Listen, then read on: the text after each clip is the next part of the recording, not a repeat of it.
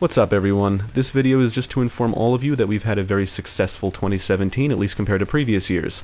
Gaming Pastime started with a focus on Let's Plays and clearly that went nowhere. But looking back, I think that depends more on personality, what games you're playing, right place, right time, etc. And it just didn't work out for us, which is fine. It was a learning experience. We started doing reviews in June 2016, which helped attract more viewers and subscribers, but the obvious turning point was our SWAT 4 review. And I think it's obvious that the video's popularity is due to us not only reviewing the game, but popular mods as well, among other possible factors. It was responsible for a large surge of new subscribers. Gaming Pastime has now completely ditched the Let's Play model, and is now fully dedicated to reviewing games across any systems we currently own. We are growing each day and just want to say thank you to everyone who has subscribed and supported us. It has been a very successful 2017 and we're hoping 2018 is even better. In this video I'm going to discuss several things including feedback, requests, our lack of multiplayer coverage, trolling, the review process, what the future holds, and some other stuff you may or may not care about. I apologize if this video is a bit long. Based on which of our videos are popular and all of your comments, it's clear that reviewing games along with mods is what attracted most of you, so that will not stop. We started doing that because I enjoy checking out mods, and instead of releasing separate videos to cover individual mods, I figured I would just combine them into one review. I saw it as a way to reduce the workload of making two separate videos. I guess you could say it's a form of laziness, but I didn't realize it would be the highlight of the channel. Happy accident. With that said, we will review mods independently if we have covered the vanilla game already and missed out on a mod or the mod was released after the review was completed. There's other factors that will dictate if a mod deserves its own individual review, but for the most part we plan to keep combining them with the standard game reviews. We also plan to keep reviewing games without mods because maybe their console games don't have any mods or because of other reasons we have no control over. We are looking to review older console games and mods like ROM hacks for example. We don't have many lined up, but there are a lot we want to cover, all in time. So far, most of our reviews have received positive reception, but some of them have been the victim of trolling and or inappropriate comments. Now look, we're not morons, we're fully aware that trolls are out there and cannot completely be avoided.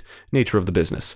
However, we don't have to tolerate them either. Most of you have been fantastic, supportive, and helpful, but some assholes have slipped through the cracks. Most of them just leave negative, non-helpful comments, and a little while ago one viewer was downright trolling multiple videos. It was bordering on harassment. I said fuck that, reported the user, and he or she has been hidden from the channel, whatever that means, but it stopped the comments from appearing, and I guess that viewer can no longer comment on our videos at all. If it ever got to the point where every comment was toxic, we'll just disable comments on the video altogether, but hopefully we never have to do that. We do this for fun and enjoy engaging in civil discussions about games. We don't mind if you express yourself, but, don't troll. To be clear, we encourage constructive criticism, and if you don't like or disagree with our review, by all means let us know. But be civil, don't be an asswipe, you know what I mean? It's not always easy to detect the correct tone of comments, so if you ever perceived a reply from us that sounded rude or disrespectful to a comment you made that was genuine, we apologize. I gotta say, my favorite comment so far has to be the user who told me to, quote, drink bleach, unquote, before calling me a cunt. That one made me laugh. I want to take this opportunity to acknowledge mistakes. I know I've made mistakes in our reviews, like providing incorrect information, and I just want to say we're aware and we'll work on it in the future. This is usually because I was misinformed or didn't understand something fully. I'll be honest, I acquire some information like release dates, developer and publisher names, and other information from Wikipedia or other sites if necessary. I acquire any information about mods usually on the sites I download them from. If they're popular mods, I may scour other gaming sites for more info.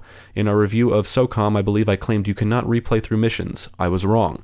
Apparently you can unlock the feature after beating the game however many times. I did make it clear in the review that I only beat the game once, but I was still wrong. In our SWAT 4 review, I said something like door wedges seemed useless to me. It was true in my experience, but from what I understand they can prove to be very useful, and that was communicated poorly in the video. I didn't realize you could command AI Sheva in Resident Evil 5. I never even thought about it during my playthrough, to be honest, but you can, and had I realized that, it would have negated one of my criticisms about AI Sheva in the review. I'm sure there are other mistakes, but what's done is done. I will work on it in the future. I also want to take this opportunity to say that despite any mistakes, we still stand behind all of our reviews 100%. A review of Star Wars Battlefront 2015 has proved to be a popular video for us, but also one of our more controversial works. Whether I'm a multiplayer person or not, I found the gameplay in both single-player and multiplayer to be boring overall. Quite frankly, I think the game sucks. But if you enjoy it, more power to you. Enjoy. And to be clear, I've played multiplayer games before, I wasn't born yesterday. I've played fun multiplayer games, and Battlefront 2015 is not one of them. Ultimately, all of our reviews are subjective, remember that. And if you don't like us in general, then don't watch. I want to be transparent about our review process and how it works. We will never do a review in progress, as in play some of the game and review only what we've played so far. That just seems ridiculous to us, and we refuse to do it. We feel that we should beat the game before reviewing it, or at least get as far as we can. We would like to cover some early access titles, and honestly the only thing holding us back is what we're going to call the reviews. We want to communicate clearly that we're reviewing an early access title, and we just haven't thought of a name for these types of reviews yet. I also want to point out that we stick to the one review a week format, and that's because we're only 2 people. If we didn't have personal lives and work, we might be able to release more, but for the time being it's going to be 1 review a week minus any special circumstances. Currently our reviews are released on Fridays, and every review you watch is usually completed and uploaded at least a month in advance. This is so we can have a backlog of reviews ready to go if we go on vacation or are unable to play something for a significant time. For example, a few months ago my motherboard took a shit and I was out of action for about a week. After days of troubleshooting, Jeremy and I ran to the store and bought a brand new motherboard, installed it, and I was good to go. We need to be prepared for stuff like that. The only times we release multiple reviews a week is if it's planned out for specific reasons to coincide with something, or because we were able to complete and review a recently released title and want to release it sooner rather than later. If we release our normal weekly review earlier in the week, it's usually because we won't be around on Friday.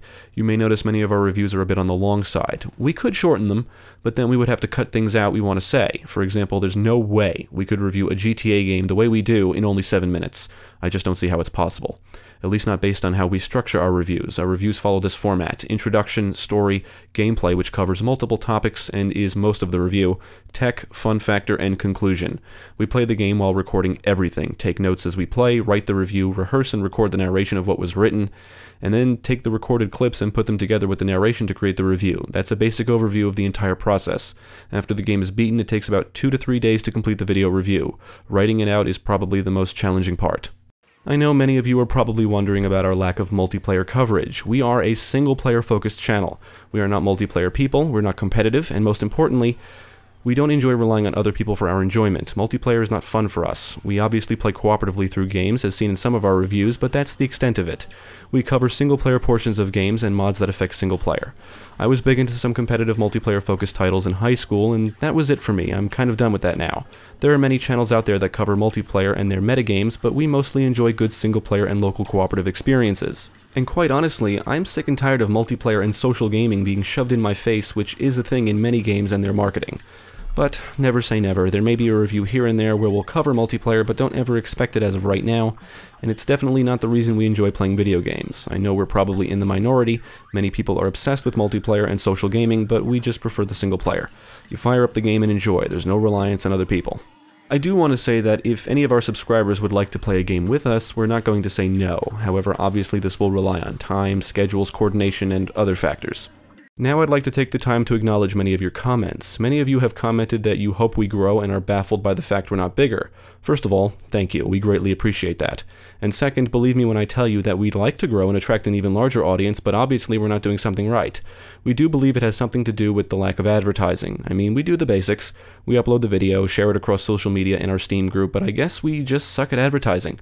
We enjoy playing games and making the videos, but the marketing alone could be a full-time job. However, we are aware we should probably step it up a little. We're open to collaborating with other popular YouTubers, but that would require coordination, time, and for them to even know who we are, among other things. There are some things we will not do that we've seen other channels do. Clickbait is one of them. We just won't do it. We feel the title of the video needs to be clear, and the video description needs to relate to the video. We refuse to plaster our videos and descriptions with unnecessary information unrelated to the video. I saw a YouTube video where the entire description was just full of what I think are supposed to be tags. Some links and endorsements I understand, like us and our support for GameCast, because we work with them, but I think some channels go overboard, in my opinion. One user had asked for a list of upcoming reviews. We did not ignore you, and have discussed this. We don't want to do this right now, but if we ever did, we would keep the mods a secret until the review is released. We would show you what reviews are coming, but not the mods included in the reviews, if any. We'd want to keep some element of surprise. Not many of you have requested this, so we plan to continue as normal for the time being. So let's talk about requests. We have discussed this and do agree we should come up with a formal process. We have reviewed some games that were requested, and we're not overloaded with requests, but we do feel that a centralized list would be beneficial, and that's on us. Deus Ex, Battalion Wars, Duke Nukem Forever, Conflict Desert Storm, Without Warning, Prince of Persia, System Shock 2, and the rest of the Twisted Metal titles have all been requested. If I missed any, I apologize. And sure, we'll review them as soon as we play them. If we do start receiving requests frequently, we will figure out a balance of our playthroughs of requested games and games we plan to play. And you'll have to remember that as of right now, our reviews are usually completed and uploaded a month or so in advance, so you may not see a requested game for a little while if we do review it. As for the Twisted Metal games, we will eventually release a review, redux, if you will, of the first game. We had a clip from the movie Die Hard in the original, and Fox didn't like that, so they basically banned the video. We admit that's our own fault, so we'll have to redo it at some point. Now, clearly we're fans of first-person shooters, but we don't limit ourselves to only one genre. I know some people and channels do, but we don't. However, there are genres we don't like or are just simply not good at, so we don't really play many games in those genres often. For example, 4X, real-time strategy, graphic adventure, and puzzle are some genres we're not really into for various reasons.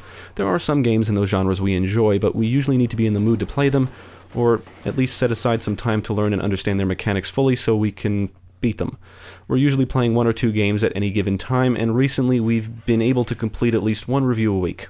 Finally, what does the future hold? More reviews. We have no intention on stopping. At some point we would like to open a Patreon or alternative for donations. Right now we fund everything ourselves and make very little money back, but thankfully we only do this for fun and have full-time jobs. We really enjoy doing this, and sure, we'd like to get paid, but right now it's not a huge focus, but the idea does become more attractive as we grow. And I'll be honest and say that any money we do make from the channel, whether it's from donations or ad revenue, will most likely go straight to equipment purchases first, like computer hardware, recording equipment, and other stuff like that. Quality hardware is expensive and makes games look cheap in comparison. When we do open up a donation page, a video will be uploaded explaining our financial plan in full detail. We do not plan on hiding content, releasing exclusive reviews, or anything like that behind donation paywalls. That will never happen.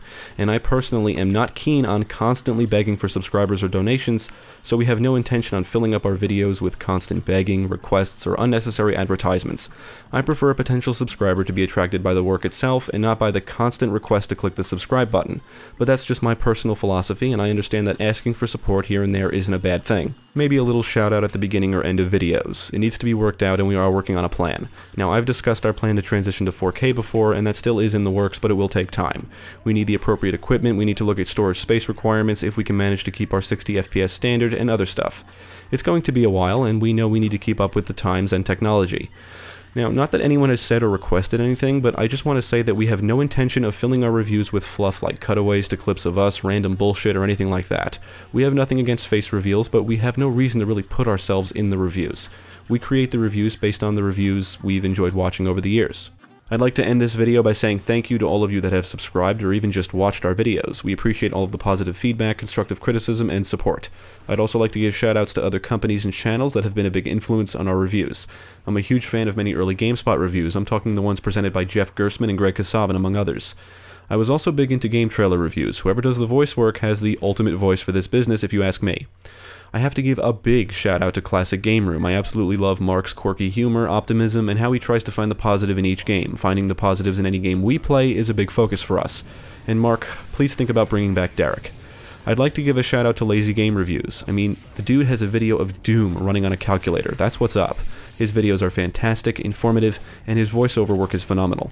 I'm also a huge fan of G-Man Lives. We started watching his reviews several years ago, and the way he formats his reviews was a big influence for us. And G-Man, I gotta say, I tried a Reuben based on your love of the sandwich, and nah, it's a big hit and miss. So I may disagree with your food recommendations, but I love your video game work. Thank you, everybody. Happy New Year.